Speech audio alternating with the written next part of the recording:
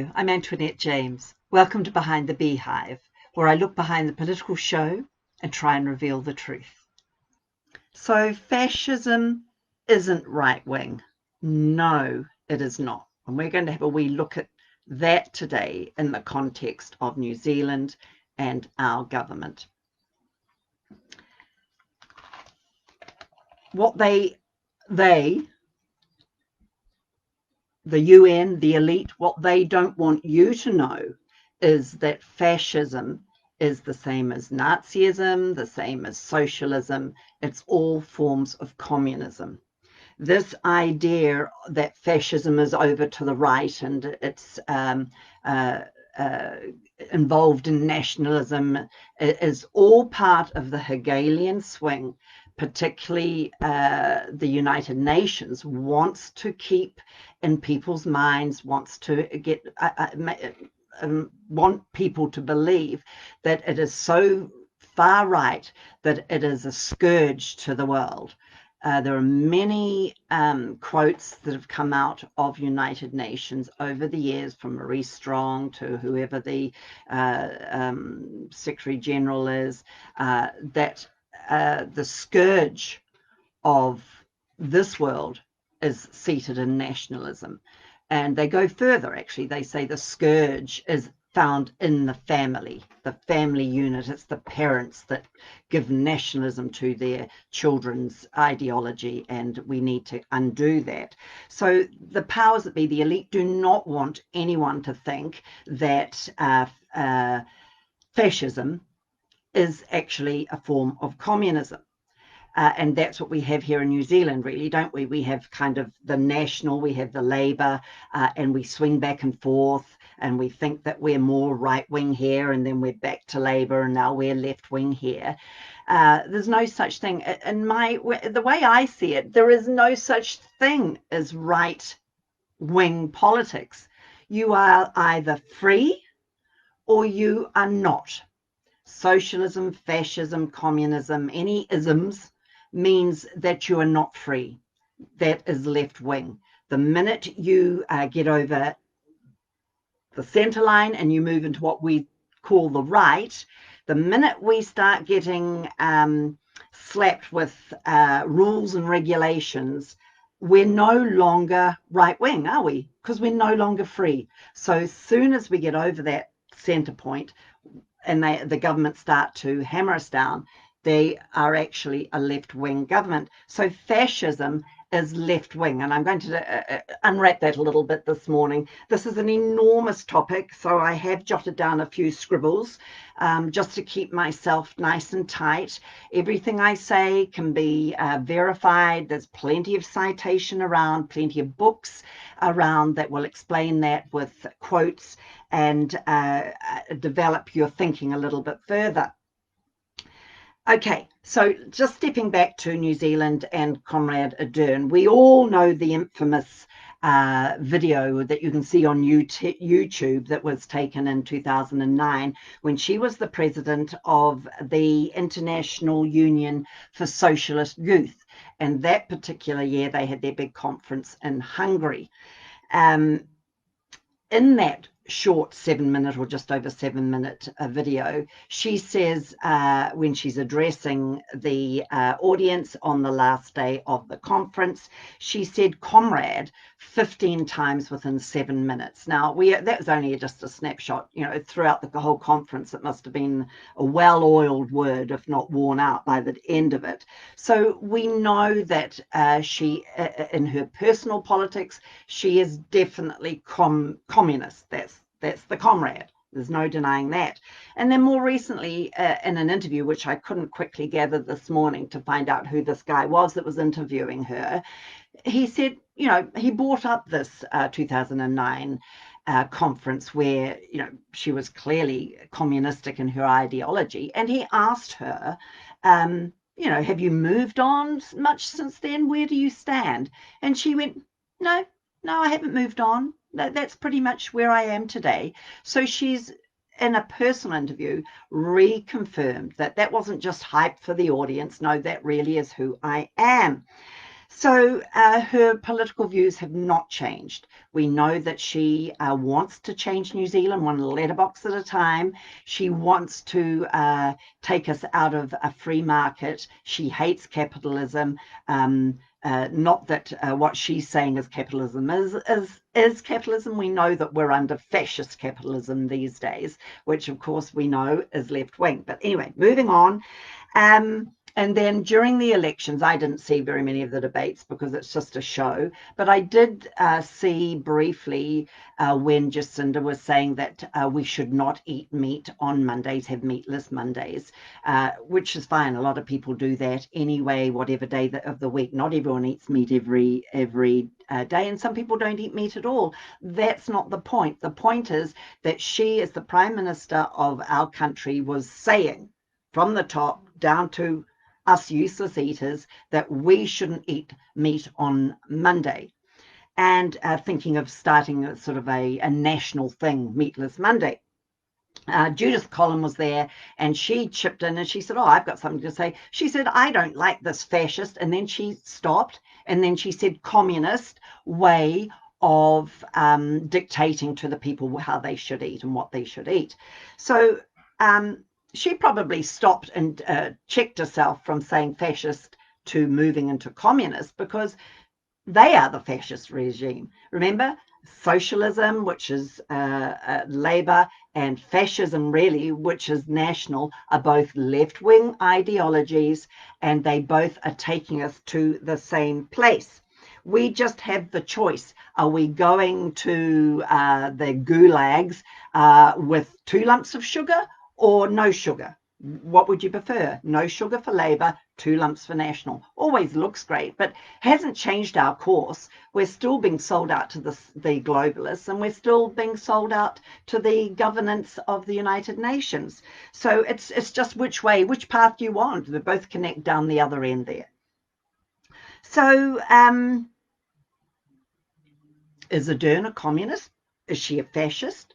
Does it really matter if she calls herself communist or fascist? No, it doesn't. So let's have a look and see how we can verify that she is basically a communist, definitely more socialist leaning, but knitting a lot of fascism in there as well. So let's just have a look. So socialism is communism. We know that. Vladimir Lenin said communism is socialism in a hurry. So, you know, they can have their Jesuit funded, Wall Street funded revolution in Russia, bring in the Bolsheviks and just whip up the people. People didn't start that revolution. It's too expensive, crazy expensive. It needs big money. Well, that came from Wall Street, and the Jesuits fomented that. So we know that it doesn't really matter if it's socialism or communism. It's both going to the UN Gulag Agenda 21, Agenda 2030 in the end. The word Labour, or the Labour Party, actually came out of Britain. They wanted, George Bernard Shaw, who wrote Pygmalion or My Fair Lady, and another guy called Sidney Webb. They were both Fabians, part of the Fabian Society, the pulling down and bringing the country and the world into communism. They have their logo, a wolf in sheep's clothing. They know exactly what they're about. They wanted to start the socialist, or in fact, I think they did start the Socialist Party, but it was too revealing. Who's going to vote for that? So they changed it and coined the word Labour Party, which sounded a lot more desirable to help those people that were working class people and try and lift them out of their lot, and let's have unions and yada, yada, yada, the whole 9 yards. Didn't make any difference. Again, just a big show. You're either free or you're not. So, so that's one thing. We know that she is a socialist. We know that she is a communist. She's in the Labour Party. We know that it was designed by communists. We know Jacinda Ardern was mentored by the Fabian Tony Blair when she was in Britain. So she's well entrenched in that. So we'll tick that wee box. So then we have number 2. And that, I mean, it's going to be hard for some people, but the Vatican is well tangled in, if not heading, the United Nations and the elite agenda. Now, that doesn't mean that people that profess to be Catholics need to be, hated and bashed. It's nothing to do with them. It's like talking about the Chinese Communist Party. The Chinese people are the innocent victims of a tyranny. And we know from the Bible that anyone that calls upon the name of the Lord Jesus Christ will be saved. So even if someone is in the Catholic system, Roman Catholic Vatican system, and they profess that Jesus is their savior, they are saved. And that's why in Revelations, the Bible says, come out from her, my people. So that tells me there are Christians in the Catholic Church. So we're not bashing people in the Catholic Church. We're bashing the hierarchy that want to rule the world. And I haven't got time to go into this today, but the Pope has his triple crown on a kind of a cone sort of thing. So the top crown is his spiritual power. He reigns spiritually over the whole world, according to him. The next crown down is his temporal power. He reigns and owns the whole world, according to him. And that goes back to the 6th century and the 7th century with the Lombards and the Jacobeans and Pepin from the King of France, and the Lombards got routed, and it's a whole big story, but and not really well known these days. But that's where he says he's got his temporal power. And then we've got that third crown, which he also claims to be have the power of hell. He calls himself a king, hence his crown. He sits on a throne in Vatican City. If you look at the chair he sits on, it's a throne. So it's the system, or the Vatican system, that we're looking at today. The Pope has been endorsed by the United Nations as being the spiritual head of the world, the spiritual voice for all Christians or whoever in the world. So that's an enormous complicated rabbit hole to go down as well. But it needs to be noted that the Pope always endorses what the United Nations say. So whether it's the Migrant Compact or any ID 2020, sustainable development, all of those, he jumps right in there in his letters. I can't remember the name of them. It's just gone out of my mind. But he endorses all those things and is herding us that way as well. So now this Pope also has endorsed Jacinda Ardern. So if she has been endorsed from someone who believes they rule the world, and that temporal power also means that they own our souls. So that's why they can vaccinate you whenever they want to, because, basically you're working for the UN, you're working for the Vatican, and you're owned by the Vatican. Hence the birth certificate. We're traded on the stock exchange. You can look down all those little rabbit holes as well. So they think they own us. So and there's many, I could bring them up. There's untold quotes that socialism is a match for the Catholic system. We know the Jesuits were in Paraguay and South America, and they were banished out of there. The Jesuits were banished out of over 80 countries through the 19th century. Ethiopia banished them in the 17th century, I believe. 17th century, I believe. Japan banished them. So they weren't a very nice group of people. We have, for the first time, a Jesuit Pope. And if you look very carefully through his white popish regalia, you'll see his black Jesuit clothes there. So Jacinda Ardern, the United Nations, Pope Francis, that has taken his name from Francis Assisi, who was the first Jesuit's roommate. The first Jesuit was Ignatius Loyola, and he does all these spiritual exercises that seem to have wiggled itself into just about every church in the world, Christian church in the world. So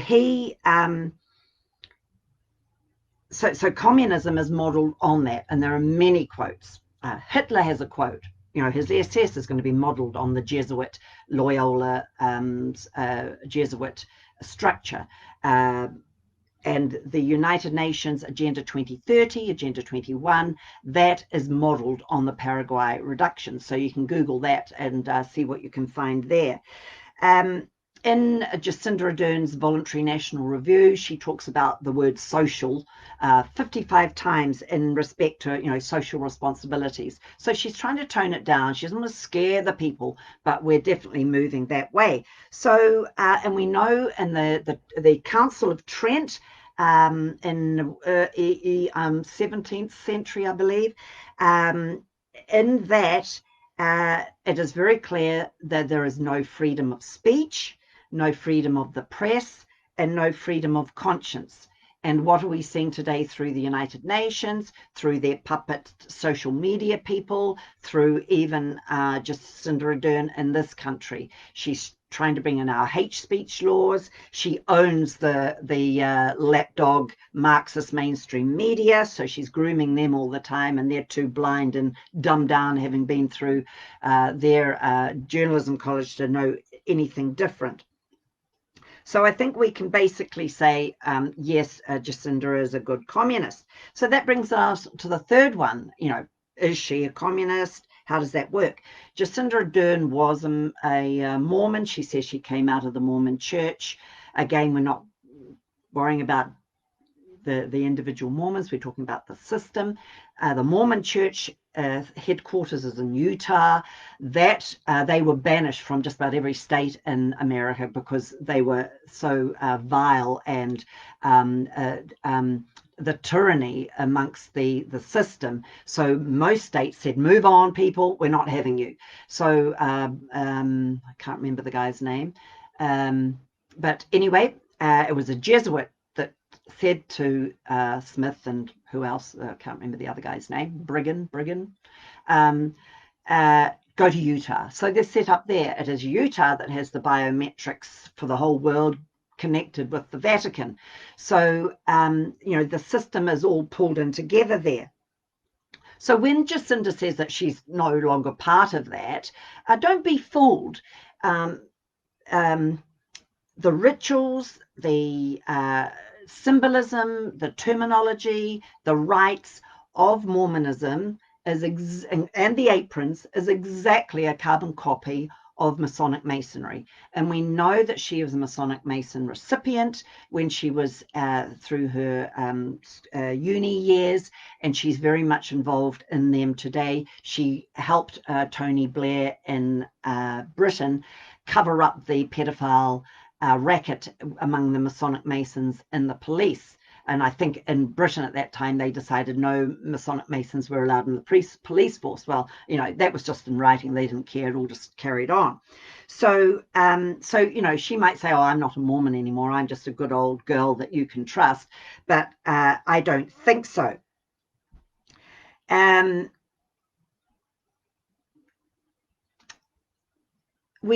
We also have been told historically that the Masonic Masons do not like the Jesuits. But for the first time in history, we have our first Jesuit Pope. And for the first time in history, the Masonic institutions all around the world wrote letters of commendation, and we're very welcome and excited to have you. So now here we are in the 21st century, and we're starting, the veil is starting to slip a little bit. We're starting to see who's behind that curtain and how it all connects. Okay, so she's very well connected in with Masonic Masonry, which is connected in with the Jesuits, who run the Vatican. And remember, we have our white Pope, but don't forget behind him is the black Pope, and he is he's the general of the Jesuit order. And it's interesting that the UN used the word general, like it's kind of a dictatorship army type thing. The Jesuit has the general as well. And Google and check out the Jesuit oath, and you'll see how very scary that is. And that oath was put into Congress, written into the Congress minutes back at I think in the 18th century, so that the country would know. And in fact, in Britain and America, going back quite a few centuries, they wouldn't even let Catholic individuals run for political office, so feared they the Jesuits. That's changed now, of course. So there's a big connection there with Jacinda. She's just their little puppet girl, you know. So then number 4, her crushing of Christianity. We know after the Christchurch false flag, jacked up flag event, that she had that prayer, Allah is the only true God, and is starting to pull Christianity out of things more and more. So she is aligning herself up with fascism, Nazism, socialism, and we know Mussolini was backed by the papacy. We know Hitler was backed by the papacy. We know the Nuremberg trials had a lot to say about the Vatican's hand in the tyranny through World War II, which was just quietly edited out. We know the Agenda 21-2030, as I've said, is all Jesuit Paraguay reduction type communism. And we know that here in New Zealand, Ardern has got herself organised with the non-government organizations, which is a United Nations construct. So that means that she's got a sort of a public-private partnership with them. They're the corporate fascists. So we've got Rockefeller and Rothschild and names like that, who we have never voted in, doing deals, backroom deals with our government, whether it's National or Labour, and along with the Chinese Communist Party, big backroom deals that we are not being engaged in, and we haven't voted for, and we're basically being slowly squeezed dry of our freedoms. So we know that she is crushing Christianity. Christianity is not liked by the Vatican nor the UN, because it's the only faith of freedom where you are allowed to have freedom of thought. And we know during the Dark Ages, when the Catholic Church was truly in control, there was no burgeoning of anything. They shut down autopsies and medical schools, so no one could actually work out how to create health and what the body might look like. They controlled art, which is what Ardern is doing now. She controls and has given a lot of funding through this COVID. Instead of helping families that are struggling, she's thrown that money into funding art. All part of what the fascists do and what the Nazis did big time, control the art. It's what the Vatican did during the Dark Ages. So, you know, Ardern is, you know, the princess of the neo-Dark Ages, as far as I'm concerned. So why am I telling you all this? Well, at the Freedom Rally in Wellington, I did mention, you know, it's either communism or socialism or fascism. Apparently, I didn't see it, but apparently the media took off with it and wrote, the New Zealand Herald wrote this blurb about, you know, what was said at the rally. Well, hence what I've just said today. I made it pretty clear. The media, you know, they've still got their little waxy ears on, so they're not going to hear anything. You know, they're just being stroked by the government, so they're not going to. But it's time for us to kind of wake up, because regardless of fascism or socialism, as I said, both left-wing, 2 little goat tracks to the UN Agenda 2030 gulag.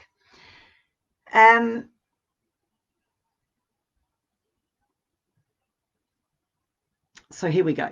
How does fascism and socialism connect? Well, both fascism and socialism are based on communism, and the guy that developed fascism was known as Giovanni Gentile, and he was mentored by Karl Marx, and he was a philosopher really big during the first half of the 20th century, you know, through the up to about, well, he died in 1944. So up the first half of the 1900s, he had a lot to say, and crafted a lot of how the West was slowly turned into corporate fascism and into communism, as we're seeing today. He was mentored by Karl Marx. So let's just think about some of the things I've got written here about him.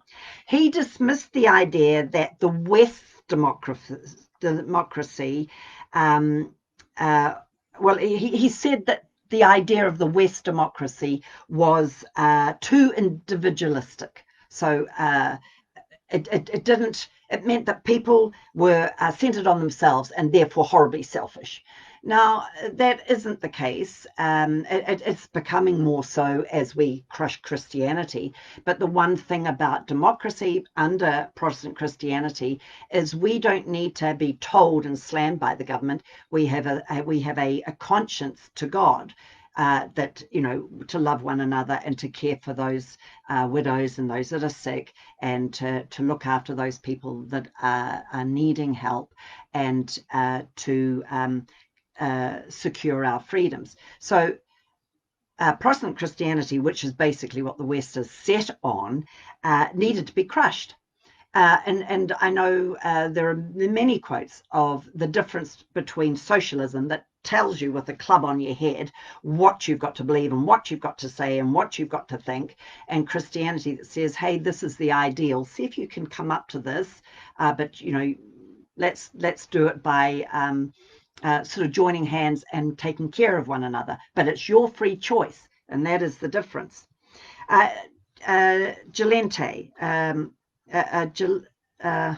Gentile, he then said he preferred that individuals reject free speech, free thought, free conscience, and rather were part of the whole, just like we are here in New Zealand now, where we're basically owned by the state. We're being told what to do. That was his model of fascism, which is just a tweak on communism. He said he wanted for us to be a family, that we were in this together. And I thought, oh, where have we heard that before? And, things like Team 5 Million, all fascist rhetoric and typical of the left's ideologies. He also said care is through and controlled by the government. This is my paraphrasing, by the way. These aren't direct quotes. This is my paraphrasing of his work.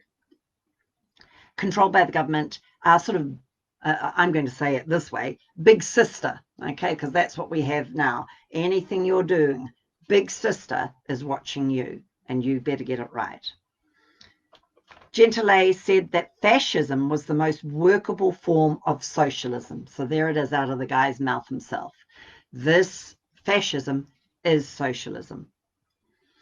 So, in other words, fascism or fascists are socialists. Fascism is socialism with, a bit of a national identity, just like Hitler, just like Mussolini.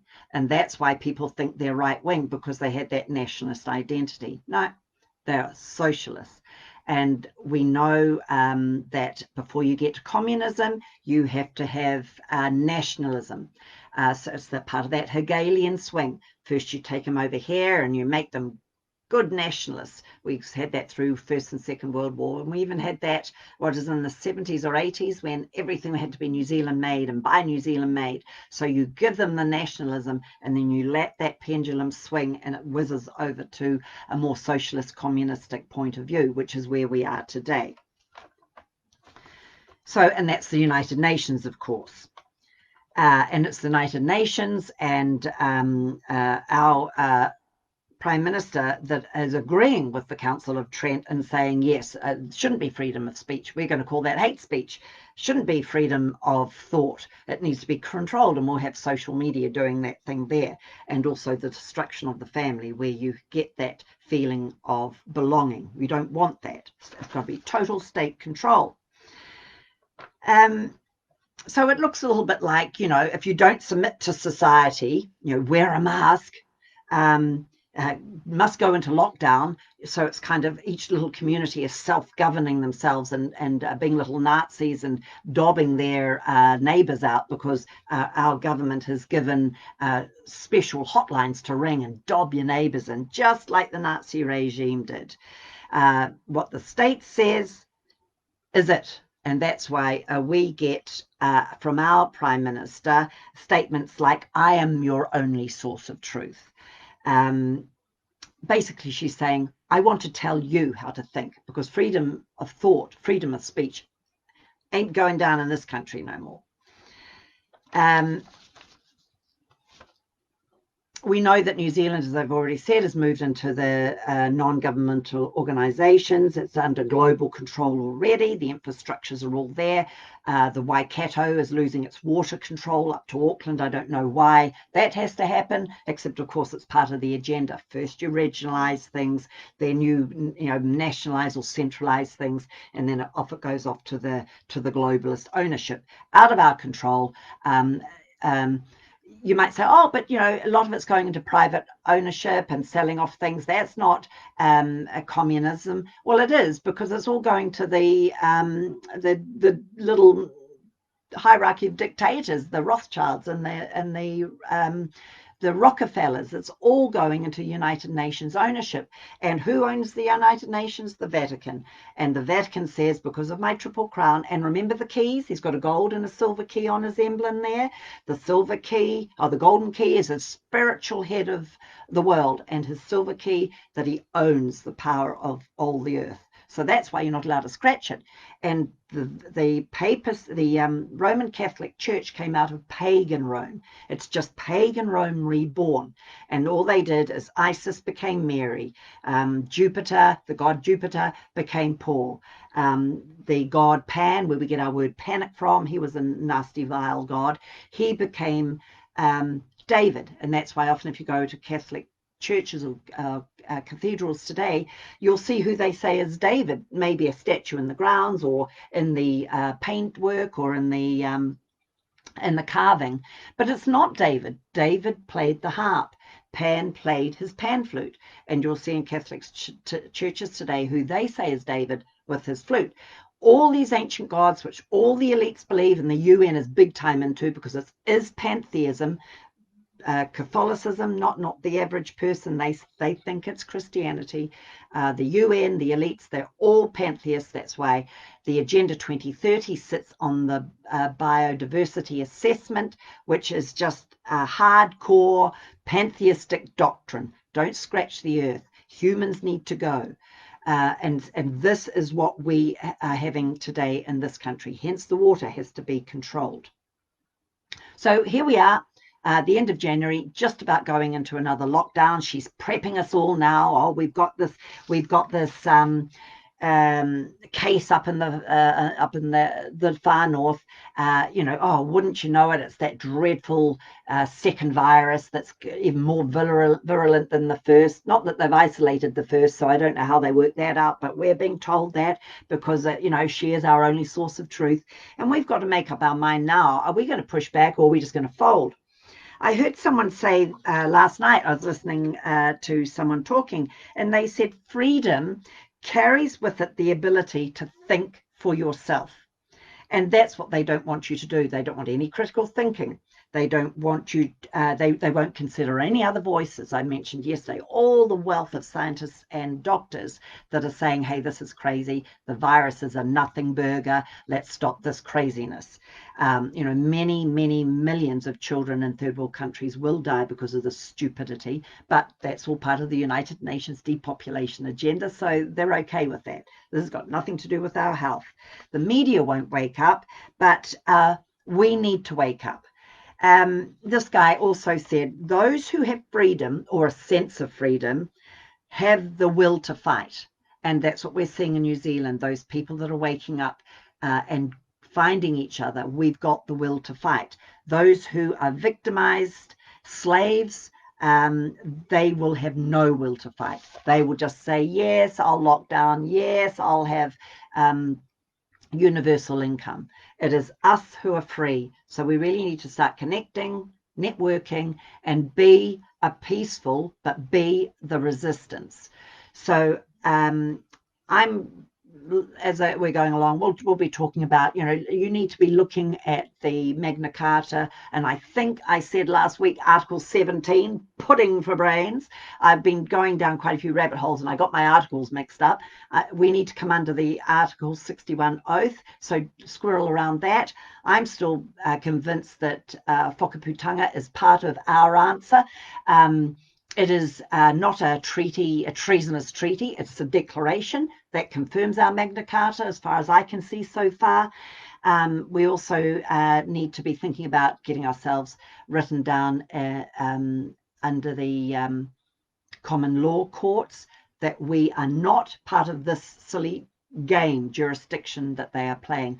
We need to start being empowered, and it is empowering because we have answers here. And part of actually having that answer is to be informed. And a bit embarrassing, but I'm going to do it anyway. If you want to be informed, you can go on Book Depository or Amazon and get my 2019 publication, We Are Revolting. If you're in Taupo, you can go to Raw Balance Cafe, speak to Monica. She's got several copies of these on sale. If you're anywhere else in the country that has a book shop or a cafe that sells books, or you're part of a church that is awake, not many of those, that has a book shop attached, contact me, private message me, and I will ring them and I can get some of those copies there. The first thing we need to do is be informed. Wake up, be informed. Then we've got options as well. Once we understand our history, if we don't understand where we've come from, we don't understand where we're going, and we don't understand where the tyranny is coming from. It is incredibly complicated, but I've kind of untangled it, I think, successfully in this publication. So think about getting on Book Depository or Amazon and purchasing that, or contact me. I haven't got very many, or I've got none here actually. That's my last one. It's going to a lady's just bought that down the road, so that goes to her today. So this is great. We have amazing opportunity now to be empowered, to have our common law rights, our inalienable rights given under God, our common law, our law of the land, the law of God. We have that authority, and we need to get that critical mass. So let's start waking people up. Let's start getting together with our thoughts, exercising our freedom of speech and our critical thinking, and have the will to fight peacefully. So I'm pretty excited. I've got a lovely community around me that we're chitter-chatting to and just checking on each other and making sure we're all good and moving forward together. This is about our last stand in many ways to push back what Tarpley, I can't remember his last name, he's a historian, and he said that the United Nations Agenda 2030 that Ardern is bringing into this country will take us back to the Dark Ages. I've given that quote before about Diocletian. In my book, I've got the quote that it couldn't be the worst thing after 2,000 years of Christianity. He says, why would we be going back to the most treacherous, darkest age of human history? And as someone else said, if you go back to the Dark Ages under the Vatican control, it makes Islam look like a picnic in the park. You worry about that, you scared about that, you should be reading maybe Fox's Book of Martyrs or some of those other publications to really know what tyranny looks like, and you'd be activated. So we need to be doing it while we can do it peacefully and while we have a chance to win, which we will have. The power is in our hands, and this is our moment. It's happening across the board internationally, and it's exciting that it's happening here in New Zealand. So again, thank you very much for joining me this morning. Have a great day, and we'll see you tomorrow. Bless you now.